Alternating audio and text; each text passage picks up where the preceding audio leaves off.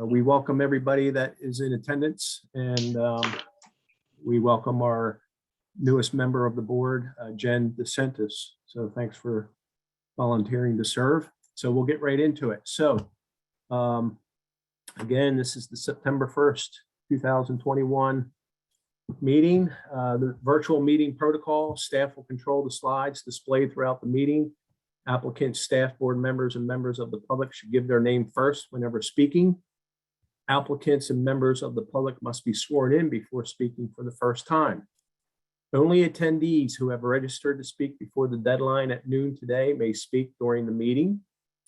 Video and microphone have been disabled for all attendees.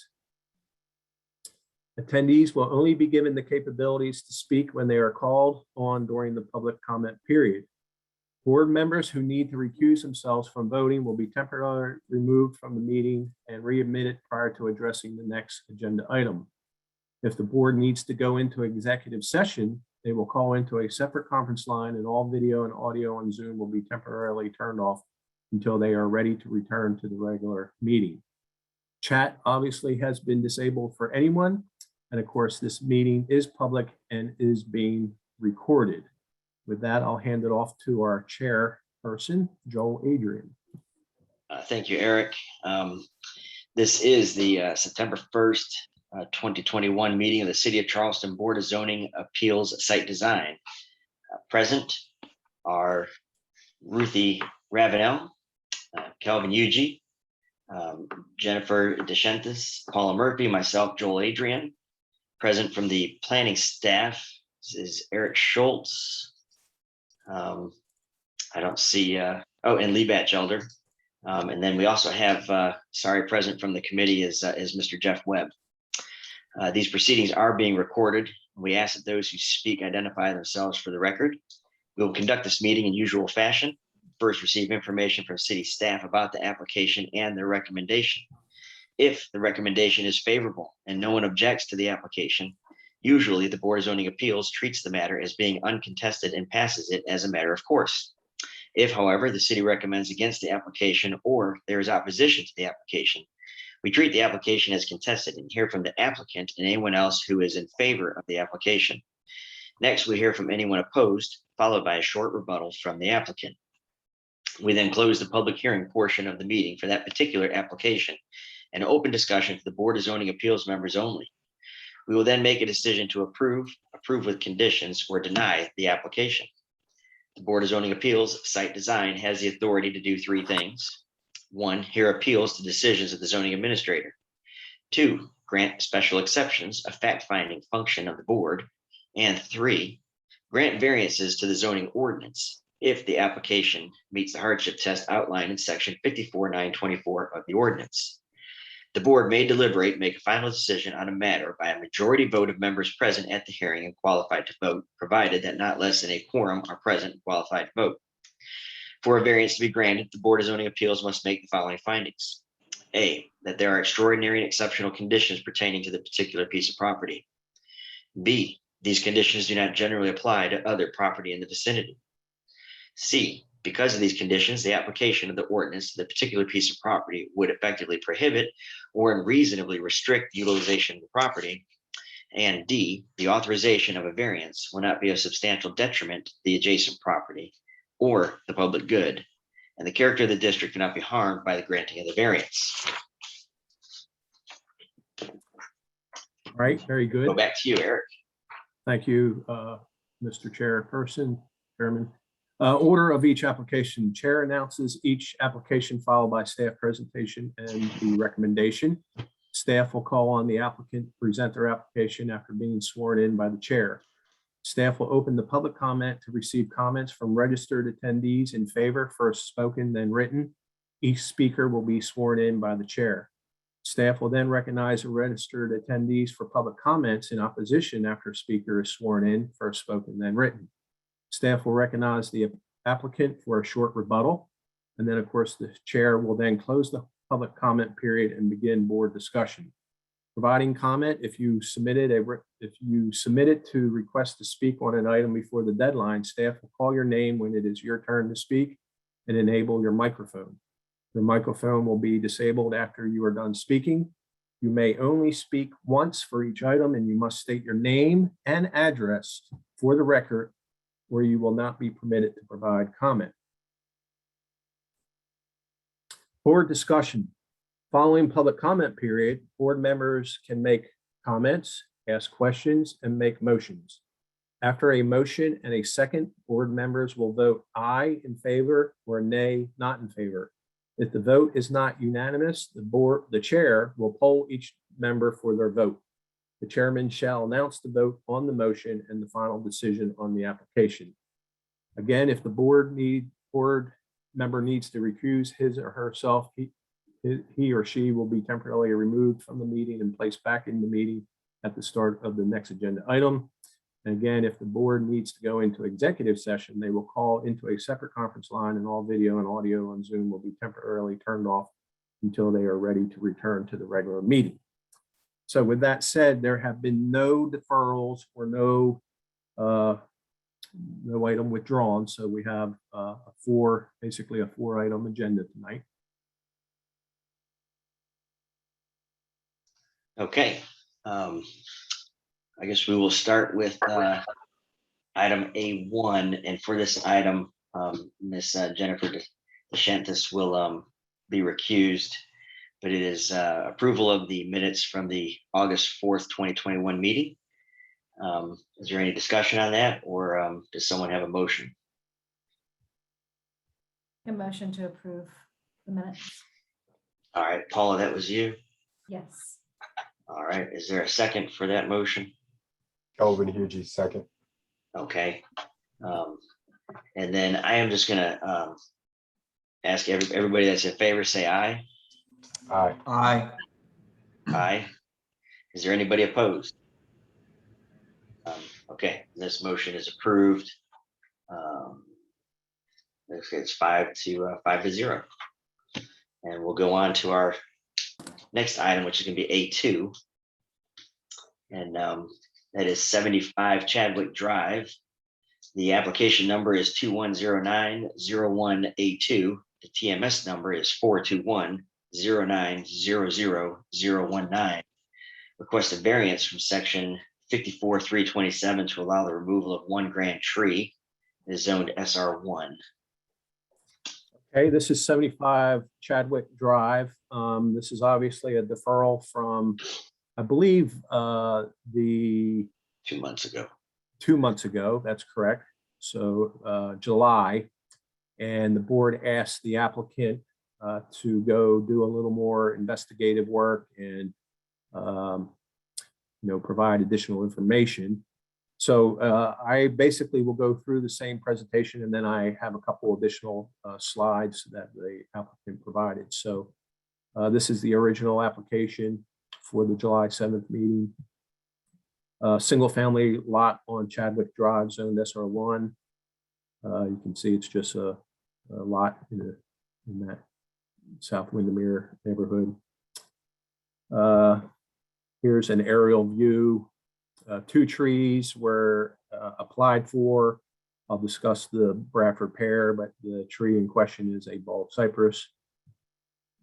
Here's a view of the front yard. The bald cypress on the right, obviously. The Bradford pear is approved at staff level due to it being an invasive species and also considered hazardous due to the branch connectivity, as well as it being pruned pretty heavily by the utility company. This is the site plan showing the location of the trees. Again, the bald cypress, if you're looking at the house on the right-hand side of the front walk. These are the photos and the letter from the arborist submitted by the applicant. A letter from a certified arborist talking about the knees and the Bradford pear in decline. So new information, the owner, as well as with the advice of the applicant, engaged a structural engineer, Casey Sams. He did his work. He made some observations. He has an analysis and conclusion. And basically, he found that no evidence of current structural damage to the residence is occurring, but due to the close proximity of the knees and the root system to the foundation, as well as the soil conditions being very moist, and we all know that bald cypress like moist soil, and that's why they develop the knee growth. Given these conditions, it is our professional experience that is highly probable in the future that the tree roots will indeed push against the foundation, possibly heave the foundation, and they basically recommend removal. And then, of course, the applicant, Miss Elizabeth Pope, went out, and I think you asked to have maybe some more visuals on how close the knees are to the foundation of the house, the location of the water meter that they're concerned about, the roots causing damage to, and it's how it traverses across the front yard to the actual single family residence. So you can see the knees in that front bed by the house to the right of the front stoop. And of course, they're in the front yard as well. So with that said, I will turn it over to Miss Pope. So we need to recognize Miss Pope Scott. Promote her. Miss Pope, can you hear us? Yes, I can. Hey Okay. there, Ms. Pope. This is Chairman Adrian. I'm going to swear you in.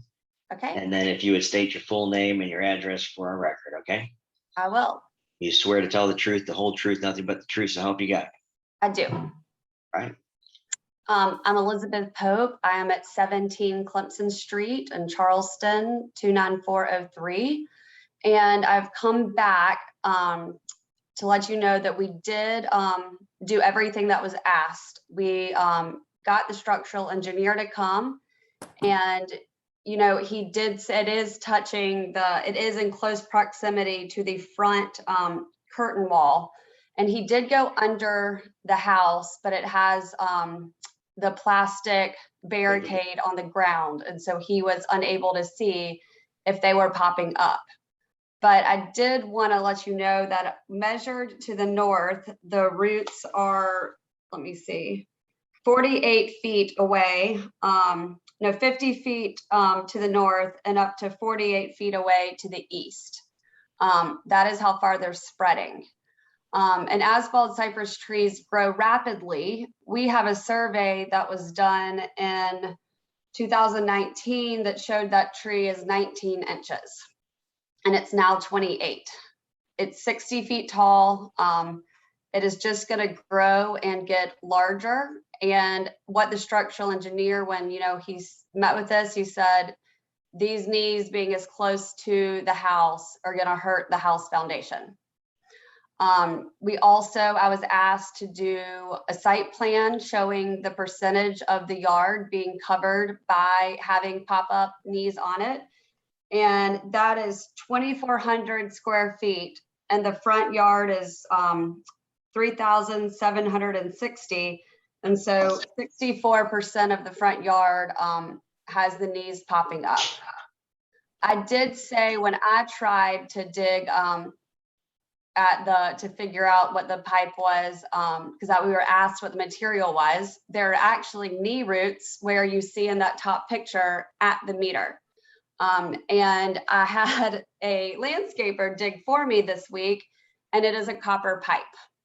That was asked as well from the last meeting. So we are just trying to figure, bald cypresses, as the Clemson teacher, arborist, Gordon Halfacre said, bald cypress are best suited for parks and golf courses because they can get 100 feet tall and 60 feet wide quickly.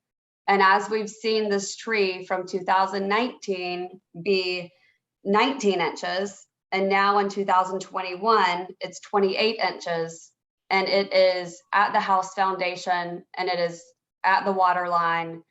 And we're gonna have a problem soon. Okay.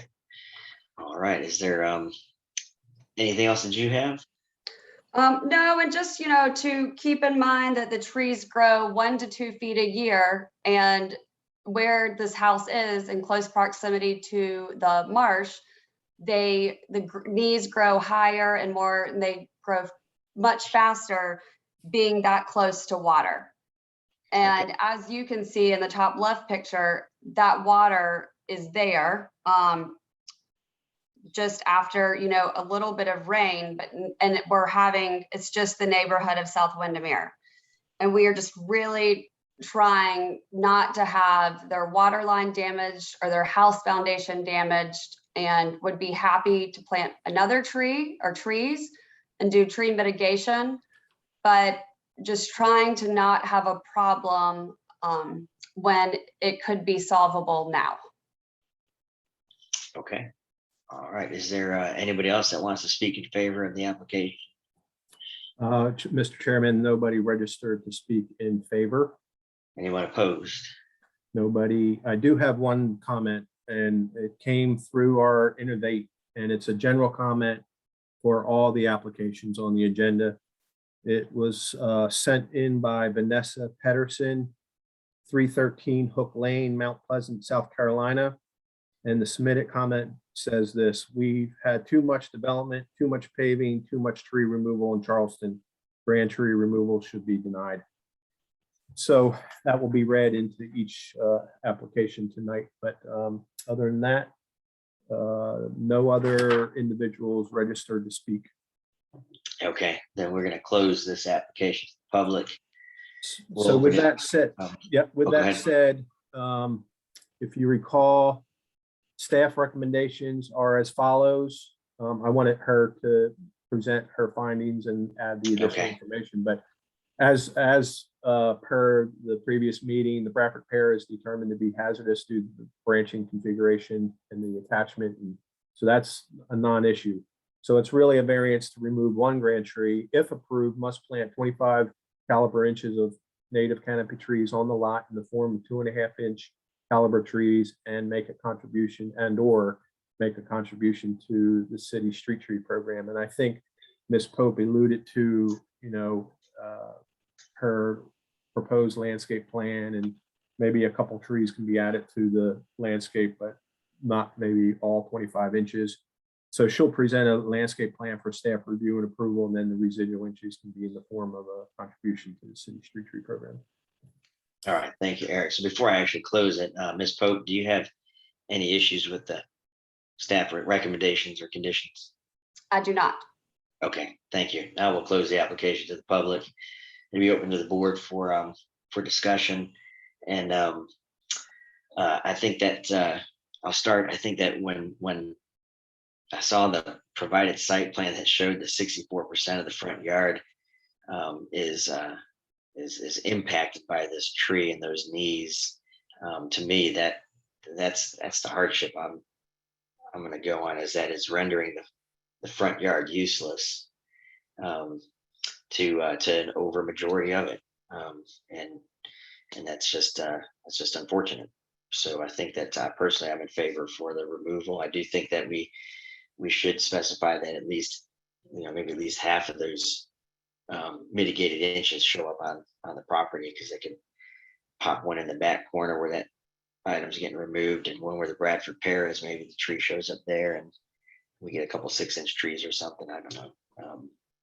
I'll let the rest of the members kind of comment on that, but those are my thoughts. Any other comment? This is Paula Murphy. I appreciate the applicant, taking time since the last meeting to provide the additional information.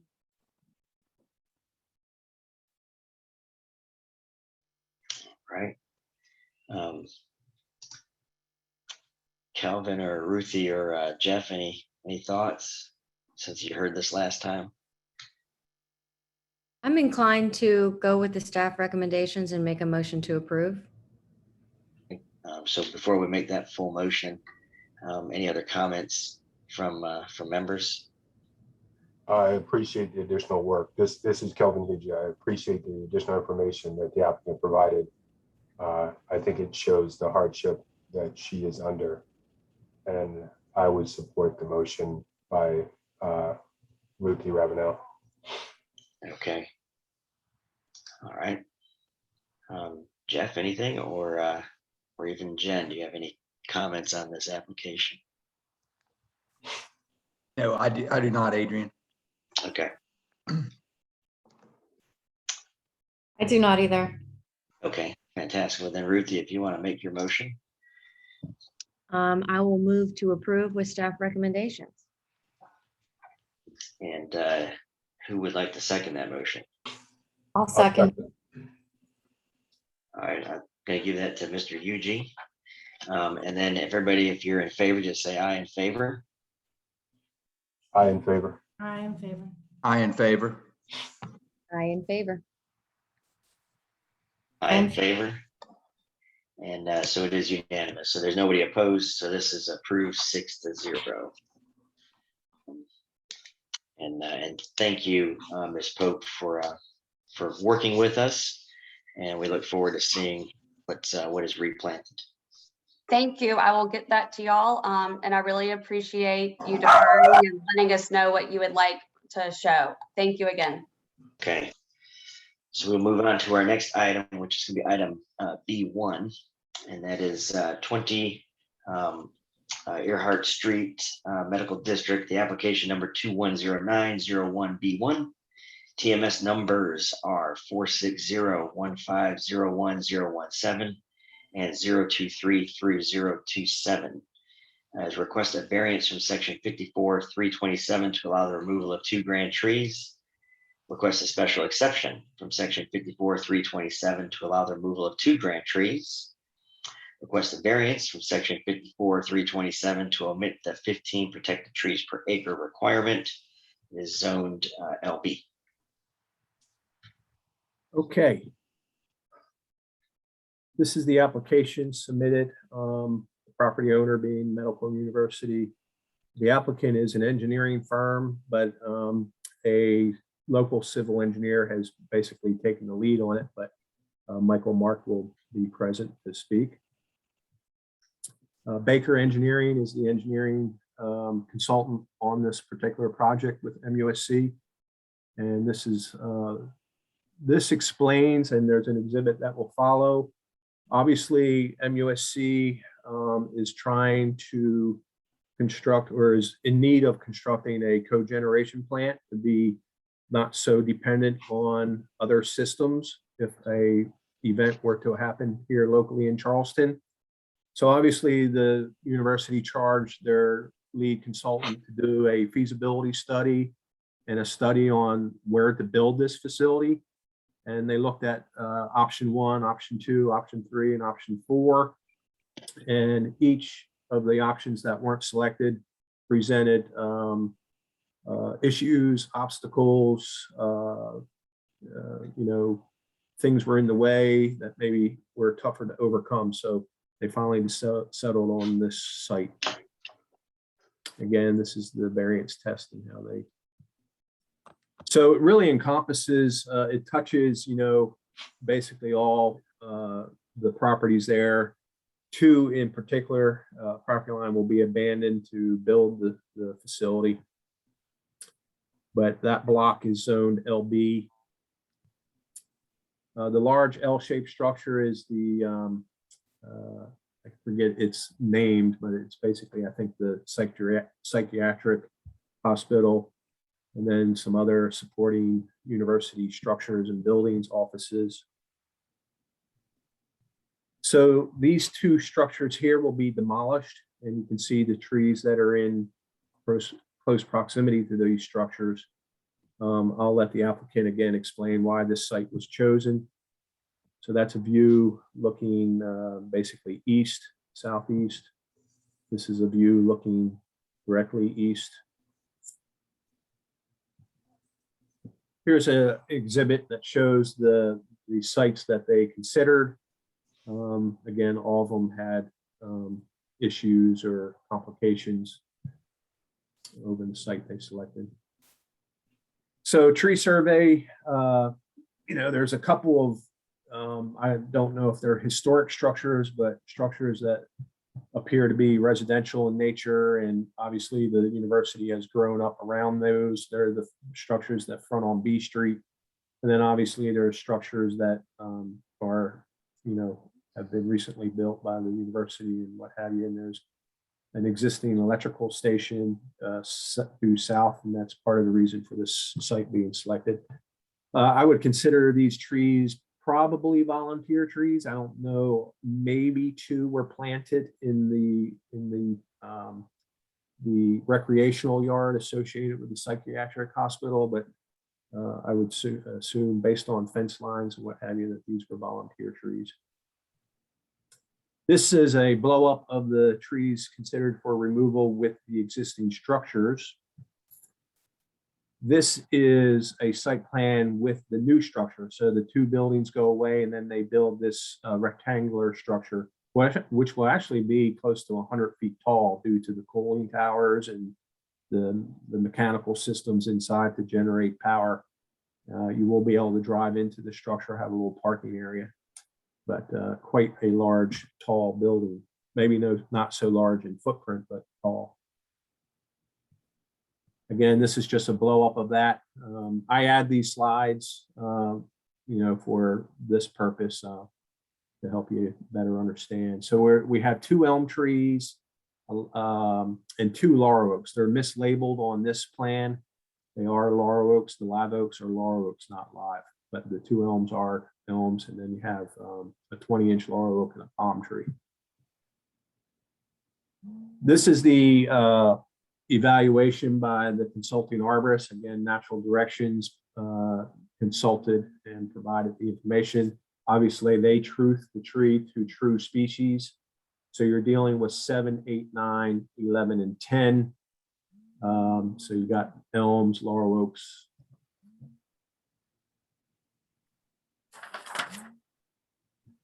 Tree number 7 is a 2331 elm. It is growing against a fence. There's a parking lot to the north, the building to the south. I suspect this was a volunteer. American elm can be tough urban trees. They grow to big sizes in Charleston, but again, I think this was a volunteer. And it has a weak connection at the base of the 2 codominant leaders. 25-inch laurel oak. Again, based on fence line, I suspect it might have been. It's interesting how if you look at the trunk where the branching pattern begins, I don't know if it was just a volunteer and it did not have a good central lead, but you can see that they're all kind of joined at one location there. This is the 25-inch laurel oak inside the psychiatric recreational yard. And then this elm, very fascinating, again, a 1132.5. I was told a story that one of the patients tried to climb this tree and get out over the fence. And the reason is that very unique grafting. We were trying to determine which branch hit what tree to graft. And I think in the left here was the branch, and it got into the crotch of the tree on the right, and that tree just engulfed it and became a grafted union. Kind of cool. So staff recommends approval to plant 70.75 caliber inches of native canopy trees on the MUSC campus arboretum. If you don't know, the MUSC campus has been designated an arboretum, and they have an incredible staff over there that builds on this diversity of species. They're really, I guess, the previous president, but this president, current president MUSC has been following through that they truly believe that nature helps heal. And they have incredible gardens over there, and they try and plant really neat trees in the appropriate locations, what have you. So they are more than willing to add to the campus arboretum. And so they'll just have to present a landscape plan as to the locations of the mitigation trees to be planted on campus. So with that said, we need to recognize, promote Cameron Baker, and also registered to speak, but he may have additional team members that didn't quite get on. Michael Mark. But we'll start with Cameron. Cameron, can you hear us?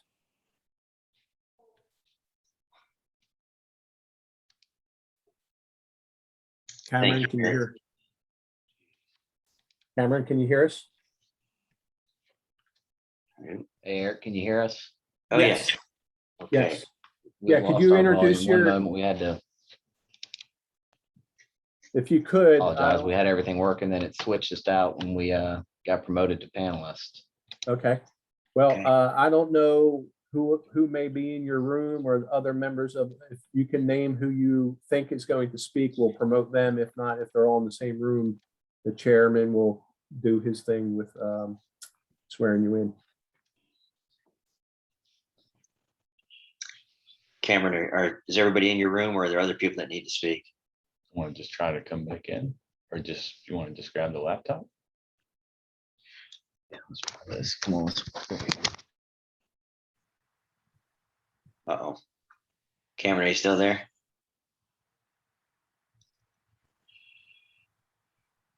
I think we've lost our applicant. Hey, can y'all hear us now? Oh, Yes. we got you back. Sorry, Yes. It's There's- promoted panelists. It messed up our system. Sorry about that. We had everything working, and so glad you can hear us. And this is Cameron Baker. I've also got Michael Mark, who's with Waldron Engineering, who is the applicant in the room with me as well. So I'll turn it over to him to speak. Okay, well, guys, I'm gonna, this is Chairman Adrian. I'm going to swear you all in. If you would just answer the questions and then state your name and your address before speaking, so we'll have that for the record. Do you all swear to tell the truth, the whole truth, nothing but the truth, so help you God? I do. I do. Excellent. So the floor is yours. Thank you. My name is Michael Mark. I'm with Waldron Engineering and Construction. My address is 264 River Road, Elliott, Maine, 03903. We're part of the development team and engineering design team that MUSC has retained to evaluate the cogeneration facility that Mr. Schultz described very well earlier. You know, the goal of the project is to provide MUSC with more resilient energy infrastructure. It also has economic benefit and some potential environmental benefits in terms of greenhouse gases, but primarily it would be an economic and a resiliency play in the event of a loss of utility.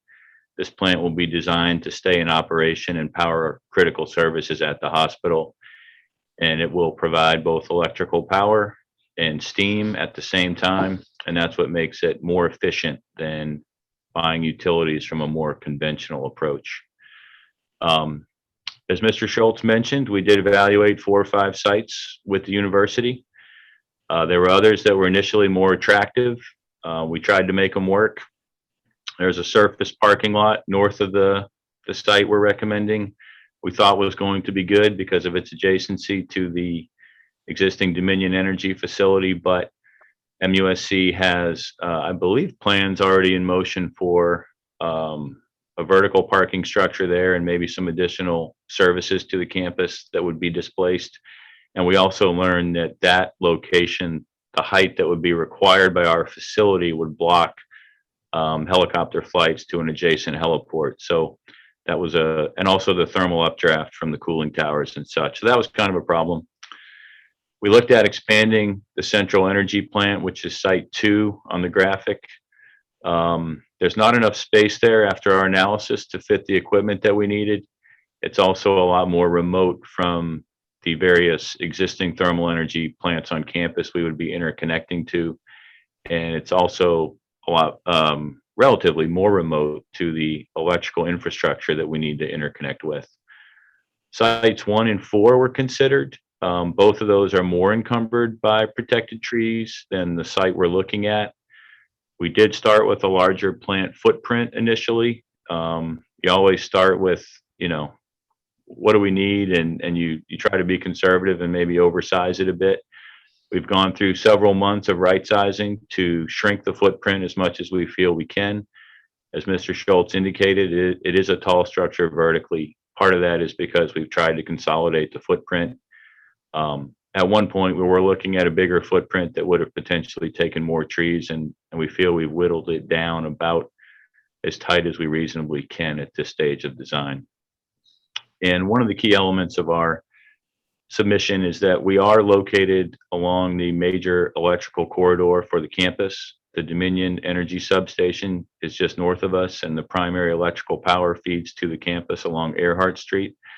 This site is directly adjacent not only to those underground cables, but also to one of the university's existing primary distribution buildings, which is the smaller white building you see just south of the selected location. We're actually able to intercept the electrical power to the whole campus at this location, consolidate it in a new switchgear lineup, and that will contribute to the resiliency that we're looking to achieve for the campus. It will allow for consolidated switching and restarting of services in the event of an outage. So I don't want to ramble on unduly. That's a kind of a high level summary of what we're looking at and where we're at in terms of the variance and the special exceptions themselves. I believe we have 2 grand trees that are covered by a variance, 2 by a special exception, and we're also requesting relief on the minimum 15 trees per acre, I believe.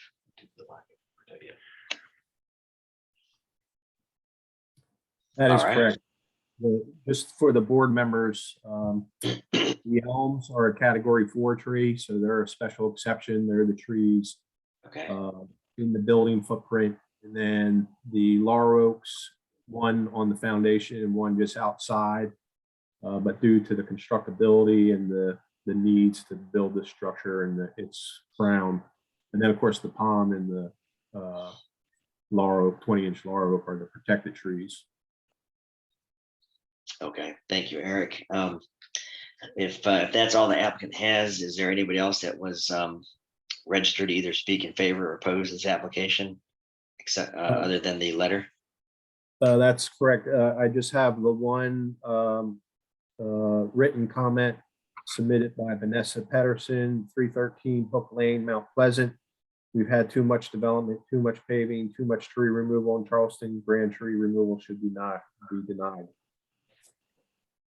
No other individuals registered to speak in favor or oppose.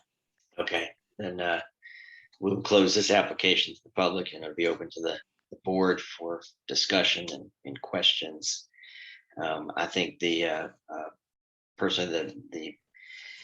the slide where all the different sites that were proposed really kind of tells the story, and I appreciate the applicant discussing and explaining why option 1, 2, 3, 4 just didn't work, and we end up where we're at. I didn't hear a whole lot about the variance test being met, the special exception. I think we're easy to approve on that. I guess the variance is that no other site that they have is capable of handling what needs to be built. Would that be a fair assessment?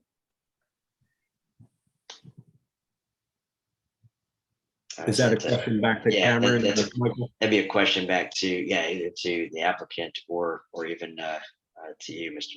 Eric or Lee. Yeah, I'm in agreement that I think the test is met by that exhaustive study of potential sites, the proximity to an existing electrical station, and it's just unfortunate that you had a campus develop with existing structures and volunteer trees that provide great shade and grew to a size, and the size of the footprint of this, the needs for this facility, there's just no way to preserve the trees. Right. Okay. So I guess I'm in favor of the application and the approval. All the replacement trees would go into that arboretum. I guess there'd be no opportunity to get anything on the property or near it. I'm sure they'll look at that. I want to point out, that's a good point.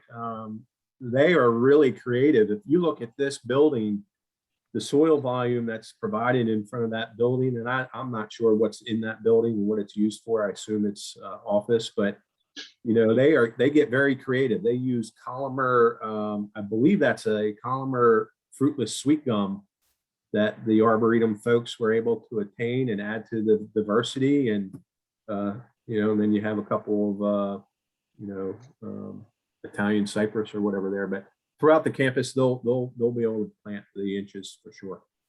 Good. Okay. All right. And I'll put it out there to the rest of the committee.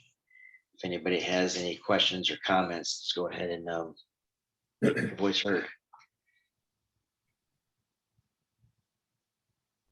And if there isn't, then if somebody would have a motion, whether it's to approve the conditions or deny, we'll go that route too.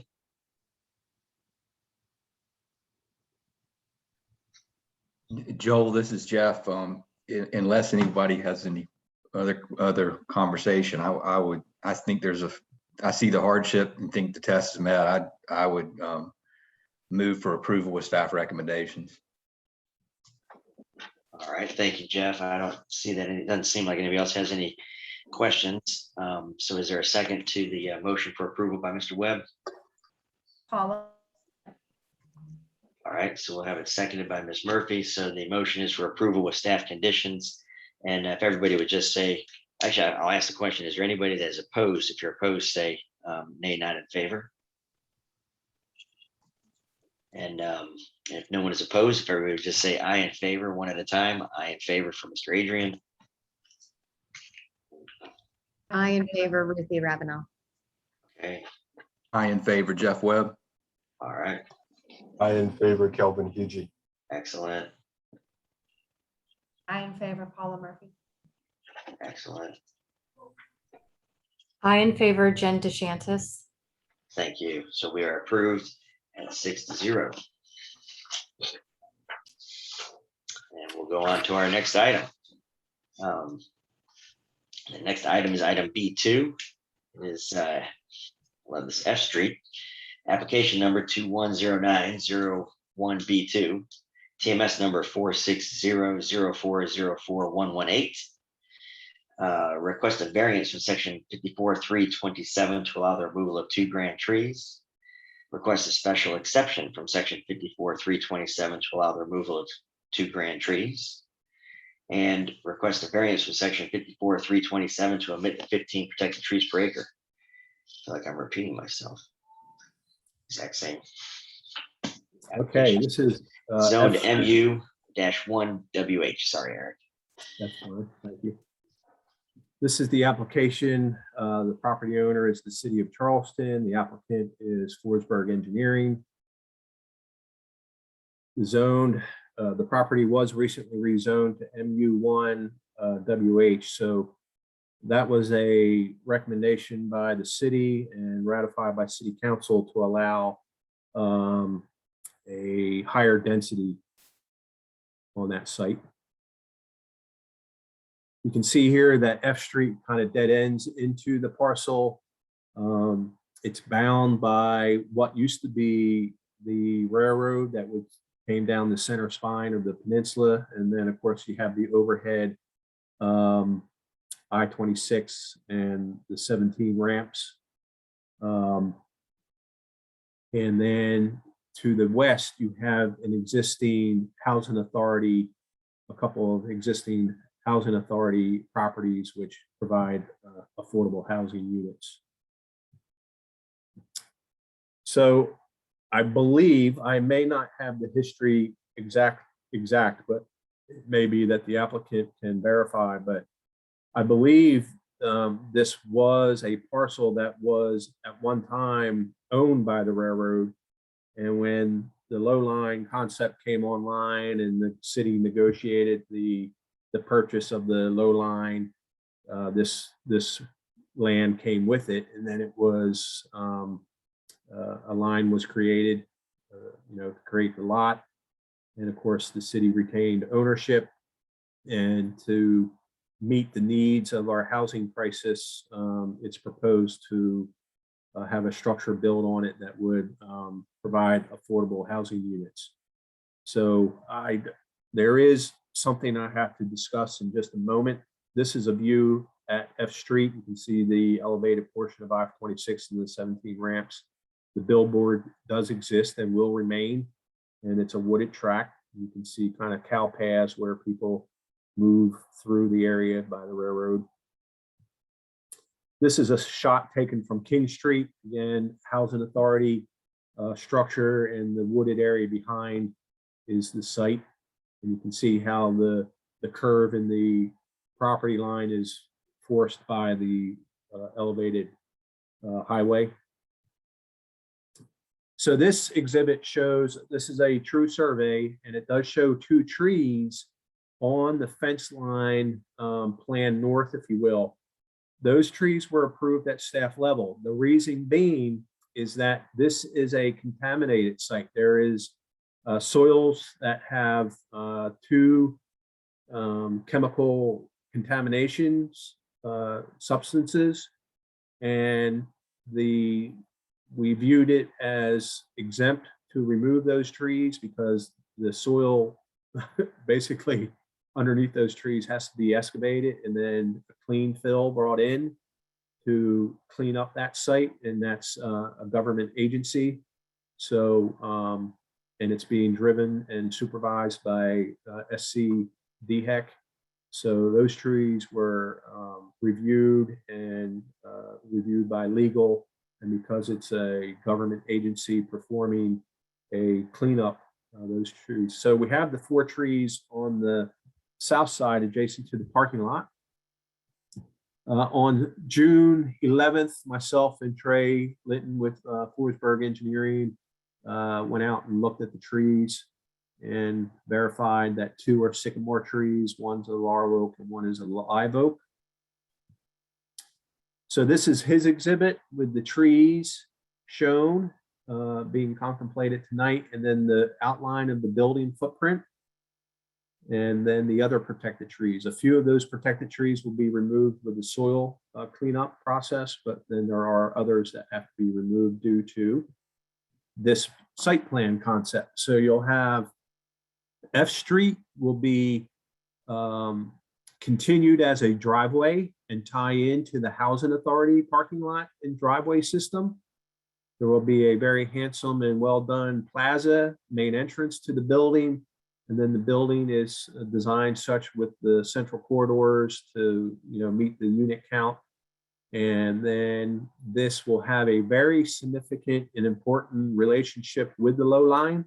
You can see that there are paths that will connect to the future low line, which is not fully designed, working around the columns of the elevated portion of the highway. And that curve, if you will, really forces the building west. And of course, it's all about trying to provide as many affordable housing units as possible. They have the height to do so. And parking will be handled, as you see, the gray area. They have worked with SC DOT to make a major formal parking improvement underneath the elevated portion of the 17 and 26.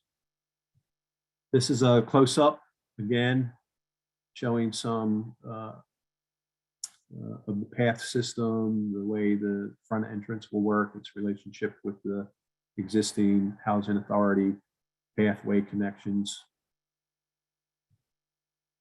So I just did this to blow up. So you have the sycamore, we'll start from left to right.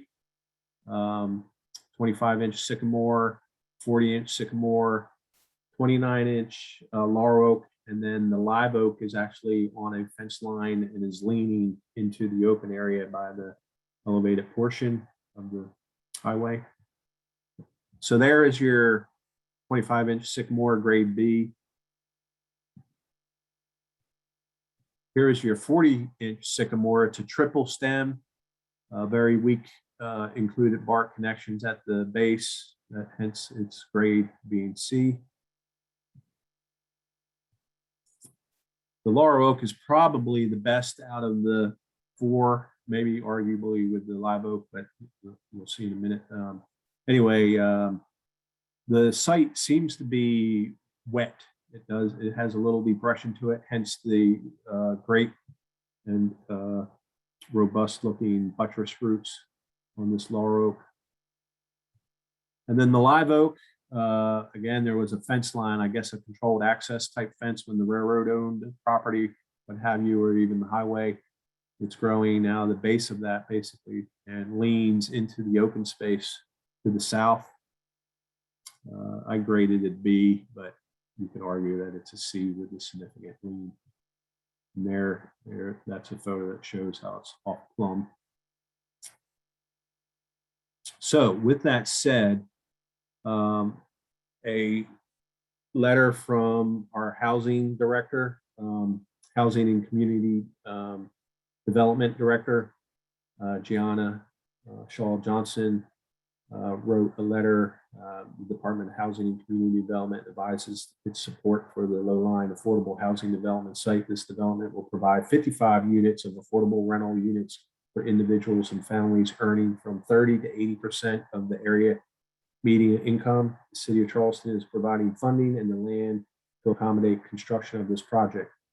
If you have any further questions, Florence Peters. So staff recommends approval with the condition based on my feeling that it meets the test. I think the shape of the property with that curve forces the building, and when you design multi-story housing units, you pretty much have a center corridor with units each side with windows and what have you, and then they are able to take advantage a little bit of a wing that would run east-west. But that, and there's no other property in the vicinity that's fully treed like this, and I don't think it will be a detriment to the public good. I believe it will be a very well done building and have a very good relationship with the low line and help activate the low line in the future. So staff recommends approval with 80.25 caliber inches of native canopy trees to be planted on site. That's going to be a little difficult. Must provide a landscape plan for staff review and approval. Residual inches may be in the form of a monetary contribution to the city street tree program. So it's basically money from the city to the city, but we just have to do our mitigation. So with that said, Mr. Trey Litton needs to be promoted to a panelist.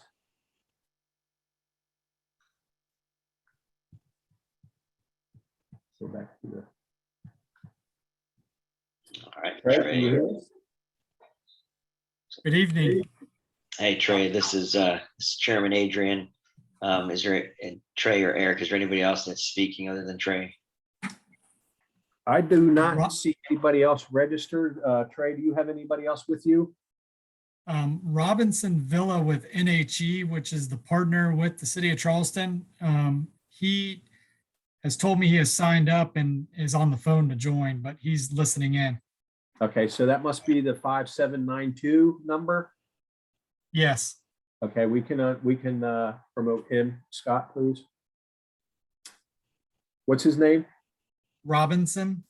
Robinson. Yeah, okay, he's unmuted now. I was going to suggest *6 or *9, but he's unmuted. Okay, well, fantastic. Well, Trey and Robinson, I'm going to swear you all in and then state your name and your address for the record, and y'all can begin your application presentation. You swear to tell the truth, the whole truth, nothing but the truth, so help you God. I do. Excellent. So whoever wants to speak first, go for it. Okay. My name is Trey Litton with Forsberg Engineering. I think Eric summarized this nicely. There's two items I'd also like to add to what he mentioned. As he mentioned, this site is adjacent to the I-26 overpass. The property line on the north and east side is actually the edge of the overpass. And there's a 30-foot no build setback from that overpass. So it forces the building further to the south and to the west where the trees are located. So I just wanted to point out that, we are, forced a little bit on where the location of this building is placed. And then lastly, I looked at the City of Charleston website, and they have a report on affordable housing. And in the report, it states that the city is experiencing a housing affordability crisis. And one of the tools the city has to combat the crisis is to identify critical opportunities and develop urban design strategies. I think this project does that. That's all I have to add. I'm happy to answer any questions if you'd like me to. Thank you, Trey. Robinson, did you have anything that you'd like to add? No, sir. I'm just really on if y'all had any questions about the project. I just wanted to make myself available. But I feel like Trey has provided all the information that we're prepared to provide. Excellent. Thank you, Robinson. Thank you, Trey. Eric, is there anybody else that's registered in favor or opposed? Mr. Chairman, we just had that one written comment. Again, Vanessa Pedersen, 313 Hook Lane, Mount Pleasant. We've had too much development, too much paving, too much tree removal in Charleston. Grand tree removal request should be denied. Thank you. I will close this application to the public, open it to the board for discussion. And I'll ask the first question. Eric, that live oak tree that had the big lean, which one is it on that site plan? Oh, okay. Very good question. So this is a blow up. So you have the two sycamores are planned left on this, and then the 29-inch grade B oak is the laurel oak, and then the oblong looking pink area is the 26-inch live oak. And you see the fence line right there? So that's Okay. the live oak that leans in towards the elevated highway. Okay. And then on that drawing that we're looking right there, that heavy dash line is the I imagine is the building footprint outline that we're looking at there. That is correct. Okay, and it's being forced into that location based off of that 30-foot required setback from that overpass. That's a very good point. I failed to remember that, but you see my cursor? Yes. Okay, so there's the dimension. So here's the property line that Trey spoke of. It goes here, and then it's actually the edge of the road, the elevated, and 30 foot is this, and that's that dashed line. So again, another good reason, not only because of the shape of the property, but then that forces the building further south, and they are able to achieve this wing, but you have the billboard that they have to contemplate, and then the road turning into off of, or the driveway, if you will, off of F Street into the existing housing authority with an entry plaza causes issues with that sycamore tree. Yeah, and I can actually, this diagram that you have up right now, I think is helpful because it looks like I can see that setback line on the F Street side, or I would say the left side of this plan as it ties into that radius one off of the overpass. So the building is already wedged in and pushed as far to the left as it can go. So we don't really, I was thinking maybe it could slide towards F Street some. We could save that one oak tree, but it doesn't appear that that would happen. And I think that we need the building.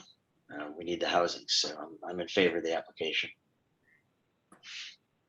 Any other board members with comments or thoughts or questions?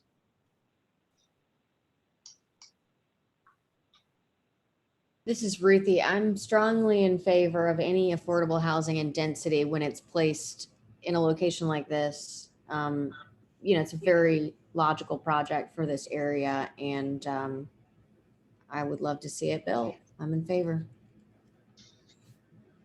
Thank you. Anybody else? Or does anyone want to make it? Go. This is Paula Murphy. I'm also, I agree with Ruthie, and I'm in favor of the application, and I'll make a motion for approval with staff recommendations and conditions. All right, so we're gonna hold that motion just to make sure if anybody else wants to make comment. But if there isn't any other comment, if somebody would second.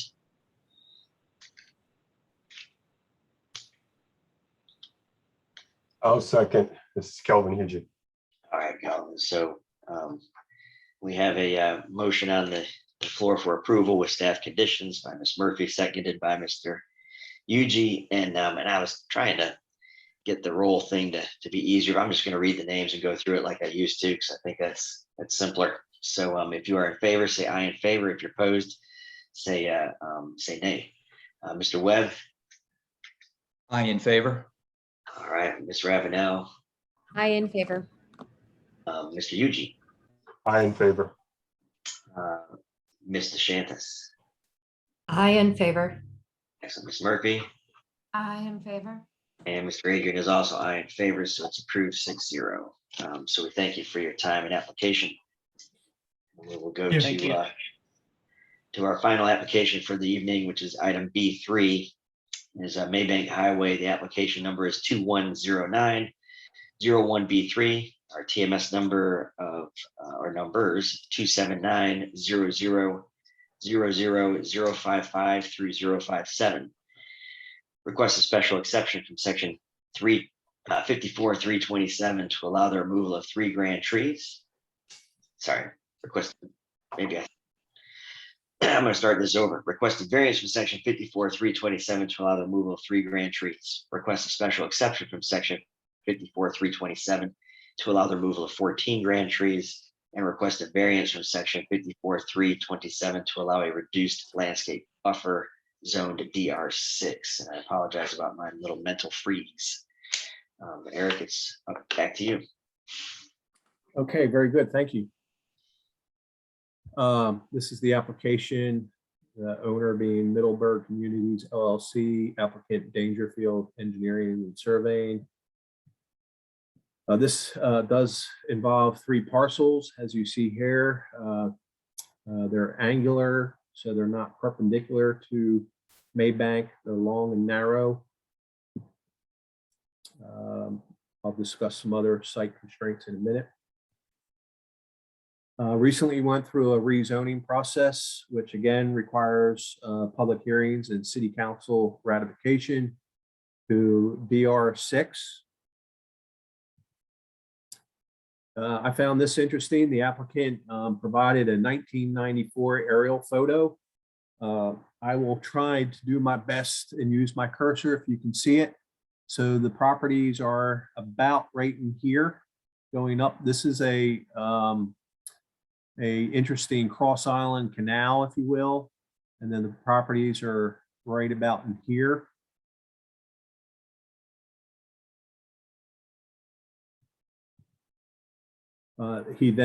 The applicant then presented a 2003. So the comparison is that the back and one track was pretty heavily timbered. You can see exposed earth and or grasses, I guess, compared to the canopy. Note the now in 2003, very evident, there's a transmission power line that traverses across this corner. I think I have to be on this screen. Do you see my cursor? Eric, it is not showing up on, oh, Okay, wait, there we go. Got it now. Okay. I wasn't quite sure what screen it showed up on. So the property is basically this, and then it does go around the property right here, and then comes down this line. So a utility company some time ago seeked easements to cross over, and then they did parallel the property line there. Here you can see where it was thinned or timbered compared to the earlier survey. I'll go back to that. So here's that easement right here, and you can see in 1994 it was pretty heavily treed and not thinned. Found this interesting. The applicant provided the National Wetlands Inventory. We'll get into the wetlands in a little bit, but you can kind of see some, this dictates or is evident of water canals or streams that convey water, and then pockets of wetland and so on and so forth. He provided a huge series of drawings. I felt it wasn't necessary to include every sheet, but this is the title sheet preliminary plans.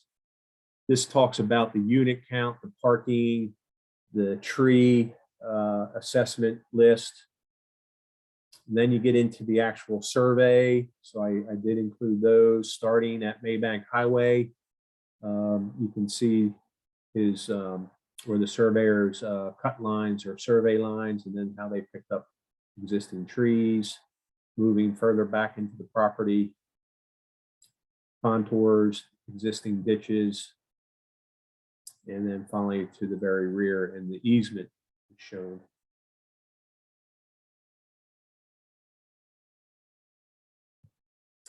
So this is the tree evaluation by a certified arborist. Again, they truth the diameter, the species, they grade the tree, and then you know, they use this information for land planning purposes and design decisions. And the trees are highlighted in yellow are non-grand trees, because I'll read a specific section of the ordinance that talks about a special exception. So it's difficult when you have such a large tract of land to make it real clear in a PowerPoint presentation, but I did my best. So I labeled this one the grand tree removal exhibit. So this shows the grand trees, and then it's kind of hard to make out the tree numbers, but I try to help you later here. And X's over the trees proposed to remove. So there's 3 trees that are of the species category 1 or 2 that require a variance, and then 14, which are trees in category 3 and 4 that require a special exception. We'll get into that in a little more. So this is the grand tree exhibit provided. This is the grand tree exhibit with the non-grand trees that they're showing that they are going to preserve. And that relates back to the fact-finding function of the special exception. So the green dots are additional trees that are non-grand in size, but they're going to make great efforts and preserve those as in the plan, in lieu of just cutting them down. This project, I'll back up a tad bit. Let me explain it in concept. It kind of looks like a subdivision. However, it is not. These are not fee simple lots. This is going to be one lot of record and be a product, and the applicant may correct me if I'm wrong, but these will be for rent, but in the form of singles, duplex, and like a townhouse arrangement. So 3 different housing types, an amenity area out front near the main entrance. The city is asking for a public access easement over the main spine, because you can see Plan North, it does connect to Hayes Park. And we want a cross island road that would parallel Maybank. So the city's very interested in that, but it will not be public. And then you can see the huge wetland system that divides the property in half. That's the speckled area in the middle. There's an old farm road that they're using to cross that with enhancements. And then you get to the north end where you have the available high ground, and it's again peppered with grand trees. And then, as this exhibit shows, a lot of other non-grand trees, category 1, live oaks, higher quality trees that they are planning to preserve. You can also see the way the transmission line angles across that one corner of the project. So what I did, this is the south side. So I blew this up a little bit to give you a better visual. So you have 2 orange grade trees, one here in the parking area and one here in the parking area. But they're really doing an incredible job saving these very high quality live oaks, very large ones, giving them plenty of space out on Maybank and then a little further back into the project. This is where an existing structure I don't know if that's going to be preserved or actually demolished, but that was an old homestead, but beautiful live oaks in this area. So in that, again, tree number 8 is here and tree number 16 is here. Moving to the midsection, due to the narrowness of the causeway, if you will, or the farm road that crossed the wetland, tree number 22. Then you get to the north side of the project. Again, here's the general layout. I'll start plan north and work south. So you have tree 57, 56, and 66. Again, D grade trees. Midsection, tree 55, 54 is a staff level. That's an F. Tree 73, tree 74, tree 77, 78, 82. I'll discuss the buffer. I'll come back to discuss that. And then in the wedge, I call it the wedge. You've got tree 82, 92, 93, 91, 95 was staff level F, and tree 100 and 103. So,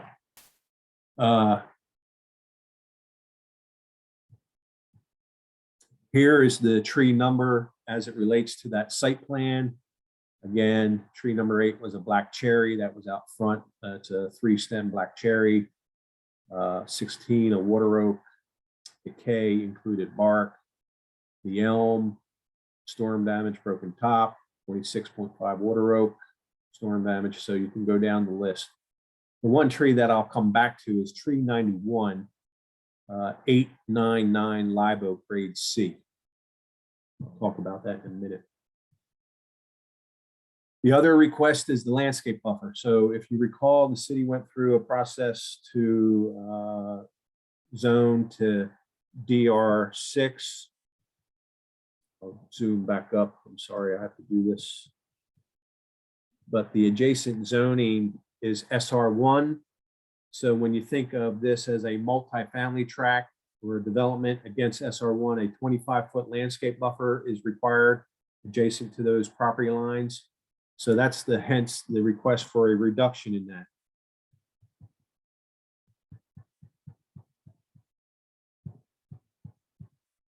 There you see it there, 25-inch. They're providing it on the planned south side of the wedge, if you will. But then against the SR1 zone property, the blue area shows a reduction to 10 feet.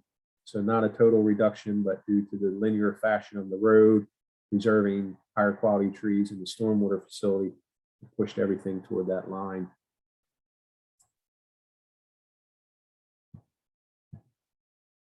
There you have it. So in lieu of a 25-foot, you have a 10-foot blue area.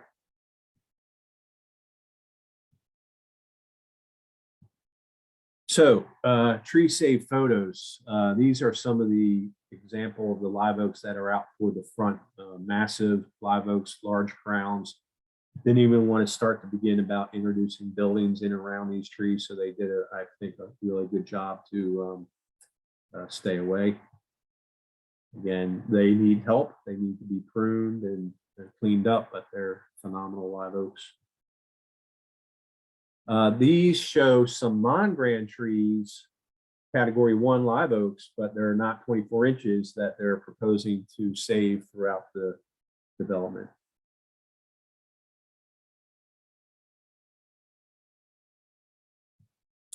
So variance trees. Request number 1 is a 39-inch double red oak. D classification, hollow base, signs of decay, and other photos of it. Variance request number 2 is a triple post oak, stump sprouts, poor form, poor condition. That's the larger tree in the middle, obviously. And then 899, that does not add up to 39 inches, I don't believe, but it's a triple live oak.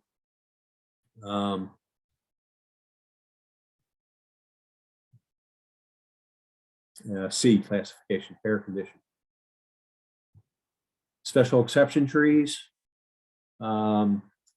This is the triple black cherry, tree number 2, 29-inch water oak.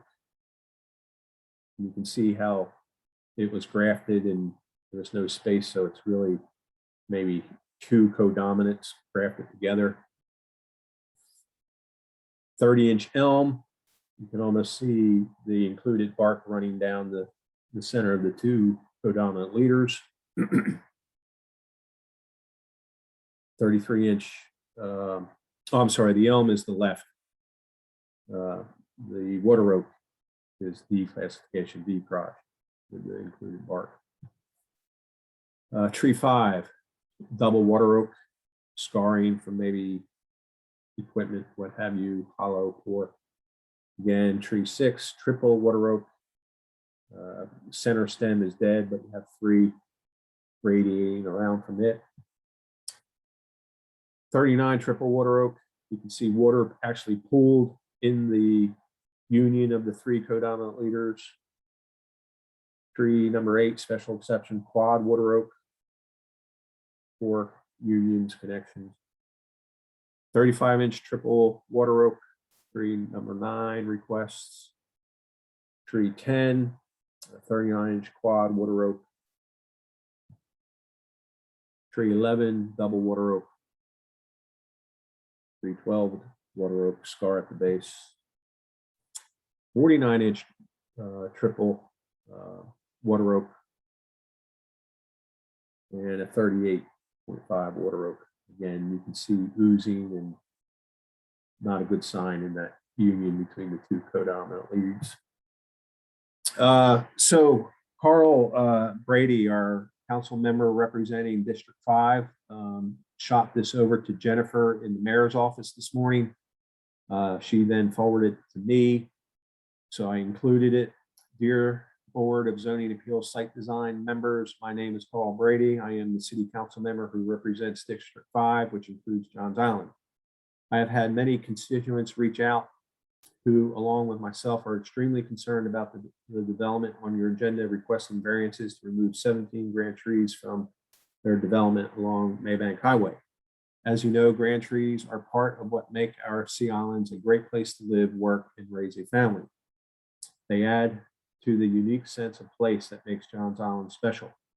I would implore you ask the developer to come back with a plan that incorporates these grand trees into their design and allows for their preservation, especially the healthy trees. Thank you for all that you do to help us continue to protect and preserve this great city that we all come to call home. Best, Carl L. Brady Jr., Council Member, District 5. So I might have been premature on that because that was leading into my recommendations, but I forgot that we want the applicant to speak now. So I'll go back to the overall site plan. Sorry, I have to do this.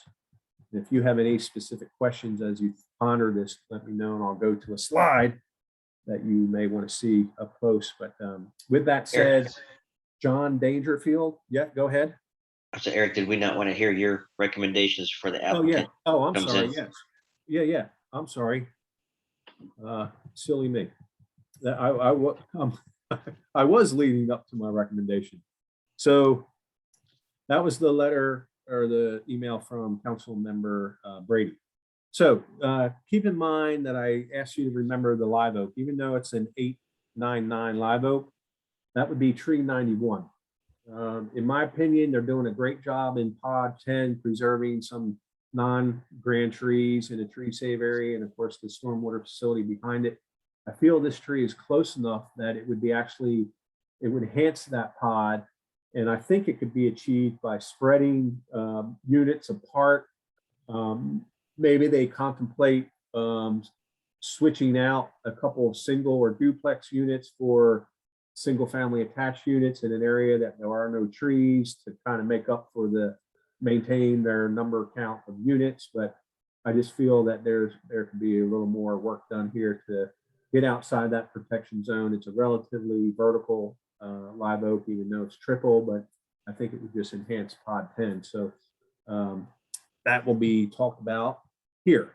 So staff recommends approval with the following conditions: that they plant 278.75 caliber inches of native canopy trees on the project site, must preserve tree number 91, must use 4-foot chain link fences, tree protection barricades. The tree protection barricades be installed around large tree saving areas, is to be installed around large tree save areas, and all tree preservation work in the tree save areas to be done by hand. The removal of exotic species is encouraged. Must have a certified arborist prune and treat all the grand trees and non-grand trees to be preserved on the high ground portion of the development site.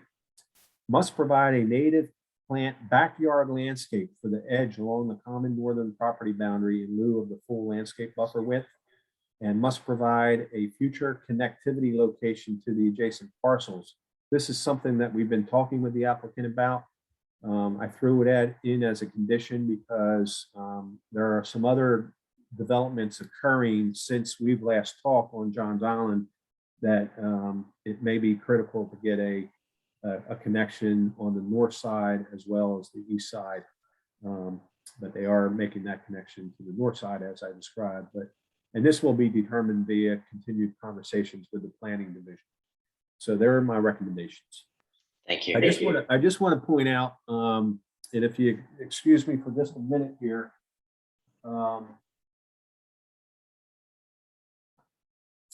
get to my ordinance here.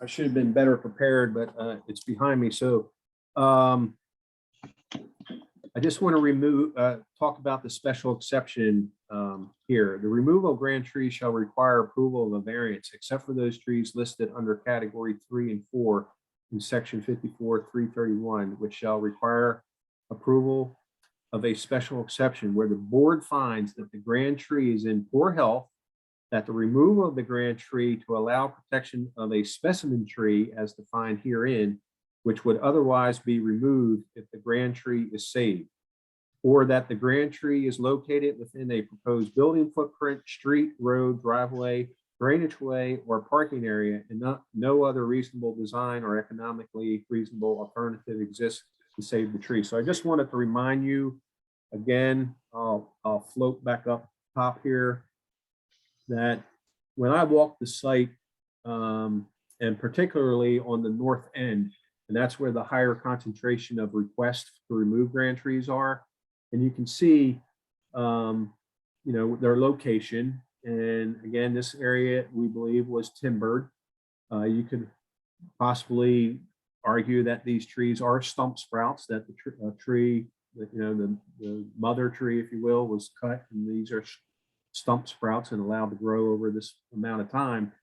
But note the other green dots, which are what they have gone out and done extra work and surveyed. Obviously, they have to survey all trees 8 inches in diameter, but they went out and looked at these trees, and in their pod 9 and 10, they're calling them out to be saved, where otherwise they might have been removed to do a pond or create a lawn area for recreation or whatever. But I think they've done a good job in that fact finding function that you all consider.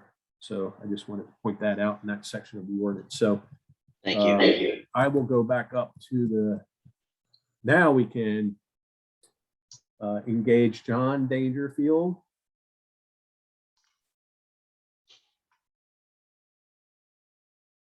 And DJ Van Slambrook.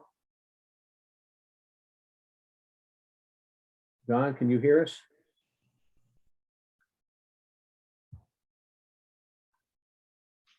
John, unmute yourself. There you go. Hey, Eric, how are you doing? Y'all, am I unmuted? Yes, we can hear you loud and clear. Thank you. Thank you, Eric. Thank you for your time, and thank you for your presentation. I got DJ. Just wait, John. John, just wait for the chairman to swear you in. And is DJ available? I don't see him. Yep, I see him on there. DJ, can you hear us? I can. Okay, Okay. excellent. This is Chairman Adrian. I will swear you all in for the record, and then when you speak, if you would just state your name and your address for the record, that'd be great. Do you swear to tell the truth, the whole truth, nothing but the truth, so help you God? I do. I do. Excellent. The floor is yours. My name is John Dangerfield with Dangerfield Engineering and Surveying, 1250 Brickell Street, Orangeburg, South Carolina. I'm with Dangerfield Engineering and Surveying. And Eric, thank you for your time. Thank you for your efforts, not only now, but also leading up to this. Just wanted to introduce and give y'all some of the background.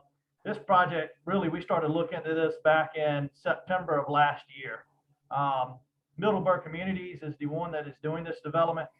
It is a very unique development in the fact that this is a single entity owns this entire development. And as Eric pointed out, it does have a lot of small cottages. It's a single family type feel. And that's what they're going for. They've done this product in other areas. And in this particular one, it'd be ideal to do really, what I'd call square cluster pods. They're committed to trying to keep this a natural feel. If you ever go to this site, it's breathtaking when you walk into it. I mean, the grand trees that are there, where you, as soon as you walk onto the site, it definitely is something special.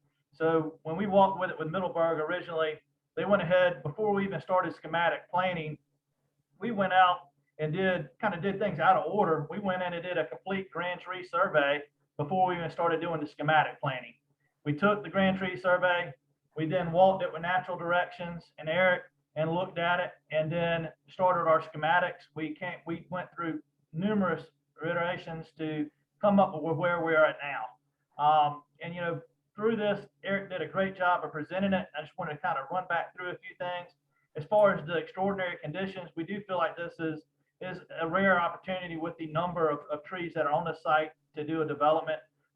One of the unique things about this site is a little bit different. Charleston, it has 10-foot elevation drop from Maybank Highway towards the wetlands, and then also from the rear portion of the site back towards the wetlands, with a large wetland corridor down through the middle.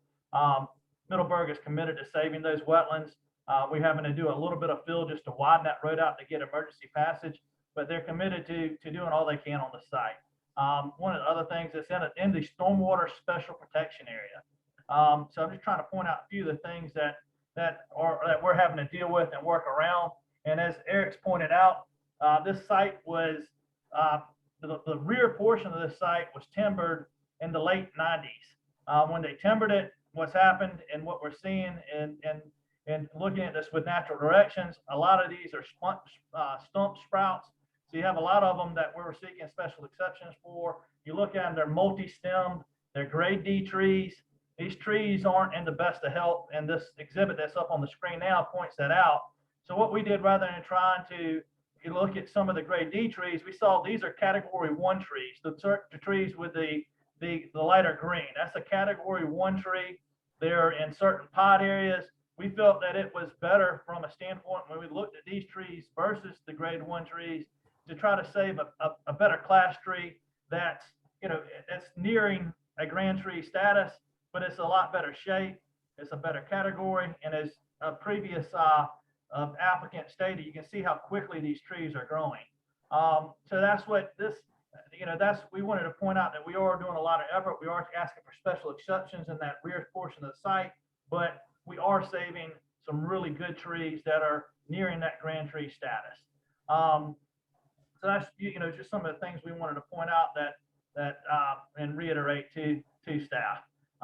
We do, respect Carl Brady's request, but I think if he saw the number of category 1 trees we're saving, that we would not be able to save if we save these category D trees that we're requesting a special exception.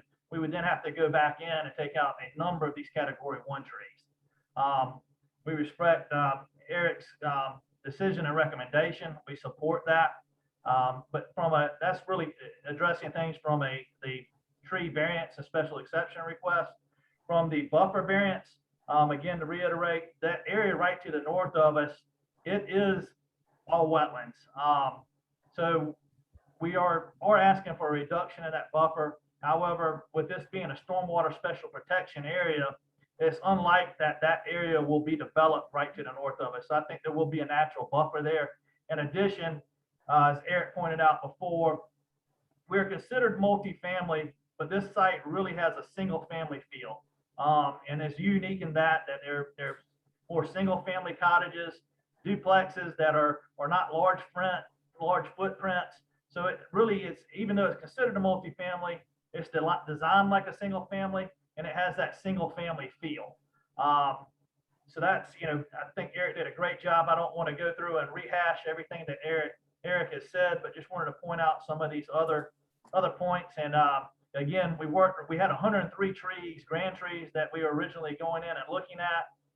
And we are asking for consideration, but again, we're trying to leave a very open feel as you come into the site, and trying to really open up the areas where we felt was more significant.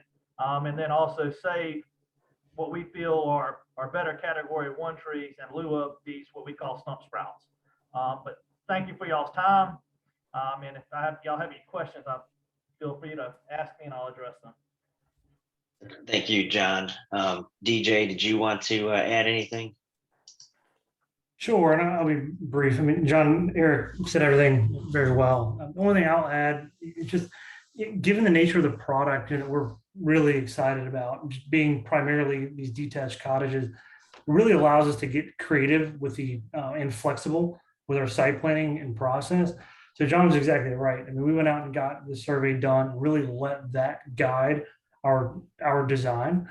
And I think we've done a great job of keeping these. And from what we're doing, we're just really excited about having a project, that kind of promotes that walkability, that ties into the retail, provides a housing need that the Charleston certainly needs. And we heard that as we went through the rezoning process.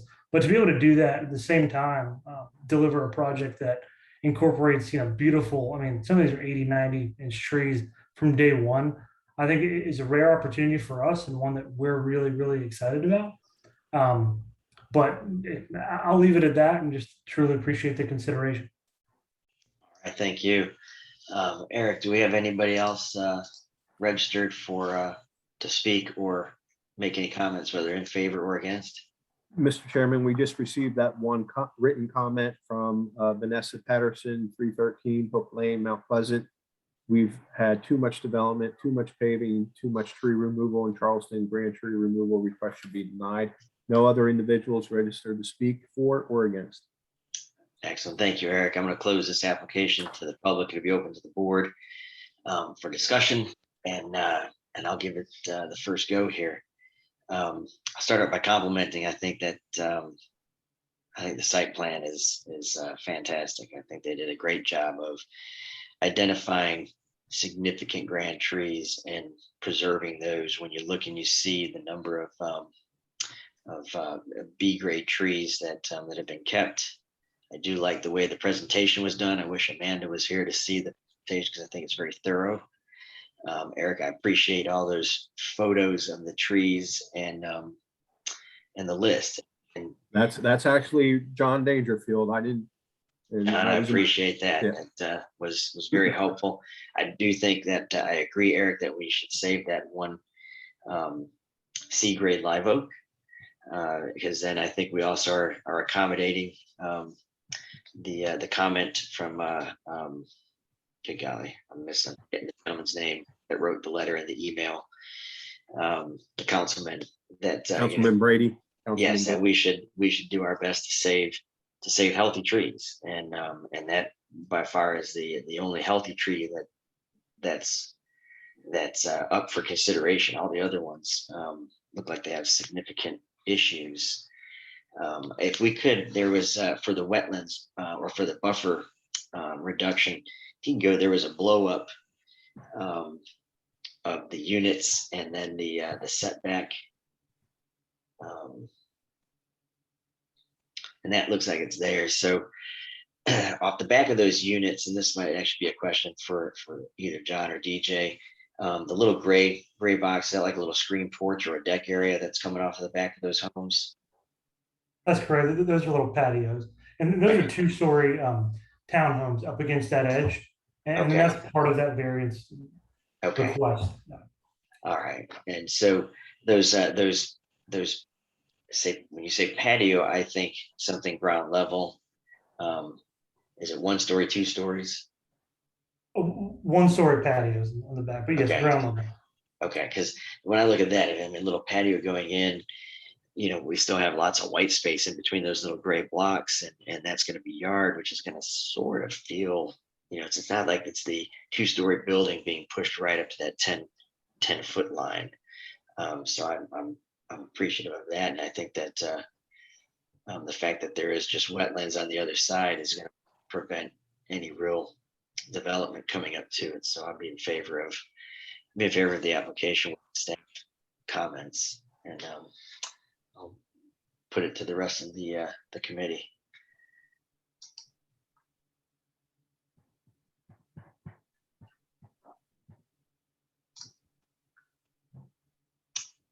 Anybody else have comments or questions? Eric, can you put up the staff recommendations again? Yes.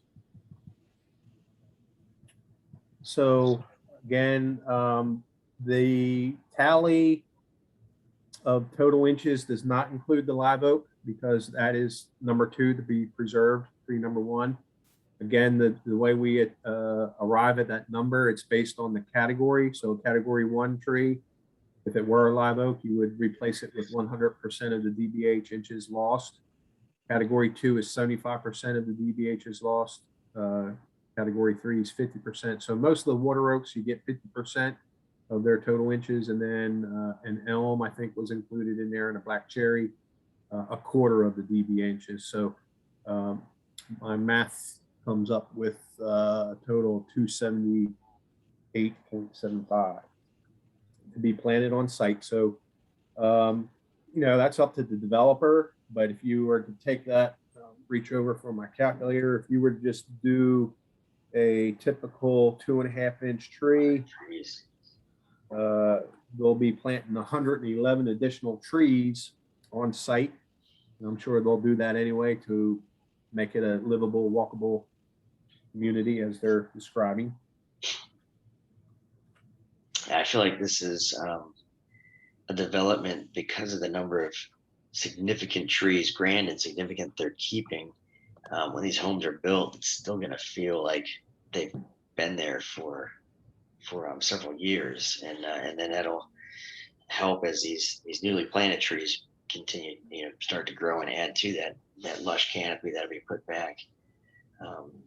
I think also the wetlands cutting through is significant. It doesn't show up until you get to the site plan. When you're looking at the aerials, like, oh, okay, it looks like a nice wooded site, but when you look at the large swath of property that's not able to be used, that divides this lot, I believe that adds to that hardship.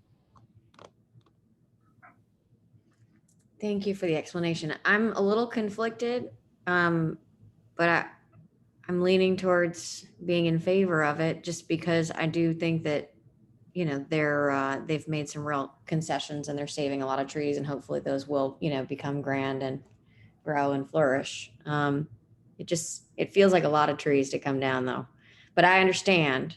I'd welcome any comments from the board because I'm just, I'm still relatively new to all this. So Ruthie, I think I'll speak real quick. I think what you need to remember is when Eric read the ordinance for the special exception, because the majority of these trees, the overwhelming majority, 14, are special exception, which we consider to be a fact-finding function. So right, and those are the unhealthy ones, correct? And they were all D quality, degraded trees. But the special exception is if we keep that D-grade tree and we move the property somewhere else, what else comes out, even if it's not a grand tree. And I think that's the importance of seeing that document where they had the little green dots.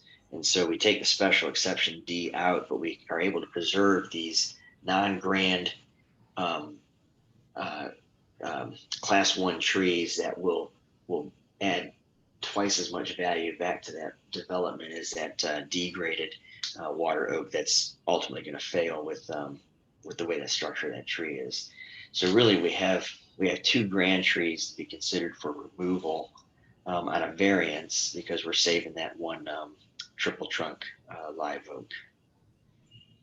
So the way I look at it is there's there's a total of 16, but 14 of those are just the fact-finding function, and 2 are for the variance test.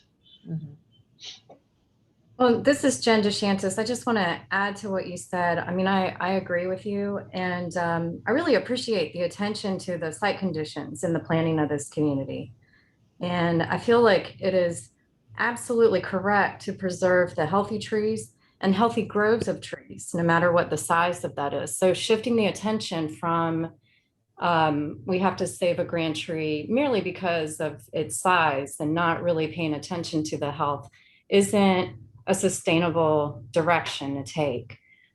So when they had this drawing where they're showing the smaller trees that we wouldn't require them to keep, but they're pointing out, you know, here's a grove of healthy trees that we can kind of organize the neighborhood around and create this pod. That really says something for the planning that went into this. And I think it's also helpful to see the tree save photos, those in the beginning where there were some grand trees that they're saving, but I think also some of them were not. Yeah, I mean, those trees are beautiful. And once they're cleaned up, I mean, they're going to be very spectacular. Thank you. Any other comments or questions?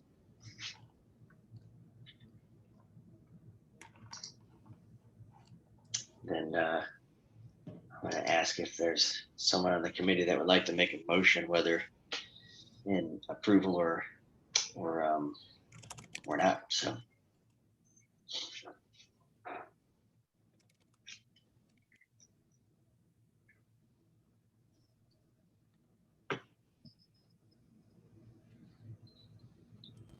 All right, don't make the awkward silence continue. I mean, I'll make a motion to approve with staff recommendations just so I can make everybody else talk. Great. I'll second that. Okay, so if I could, the motion was, who made the motion? Ruthie. Ruth, okay. And then the second was Jen? Yes, Jennifer DeShantis. All right. Okay, so we have a motion now on the floor for approval with staff recommendations. And I'm just going to go through the roll and say aye in favor or nay not in favor. Mr. Webb. Aye in favor. Thank you. Ms. Ravenel. Aye in favor. Mr. Eugene. I am not in favor.